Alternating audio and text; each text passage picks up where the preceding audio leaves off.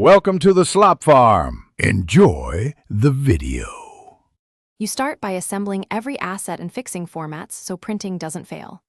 Convert images to 300 dpi and flatten complex layers. This avoids surprises in export.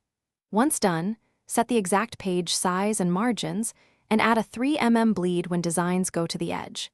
Next, choose a PDF standard like PDF/X1A for commercial print or PDF/A1B for archiving. This ensures fonts and colors embed consistently, which is why you now export using precise options to control output quality. In your export dialog, embed all fonts or subset them to reduce file size while keeping text fidelity. This prevents font substitution at the press. Make sure the color profile is CMYK for printers, because RGB can shift colors. Use sRGB only for proofs. For images, choose lossless or high-quality compression, and never downsample below 300 dpi for print. Doing so keeps sharpness and prevents banding. You finish by validating the PDF before sending it to print. Run a preflight or PDF validator to catch missing fonts, transparency, or spot color issues.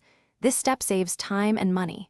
Once clean, save a proof copy and print a one-page physical check at 100% to confirm scale and color.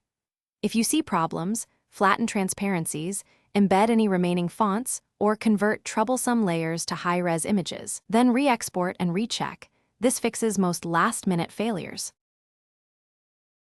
Thanks for watching. Consider subscribing if we helped you today.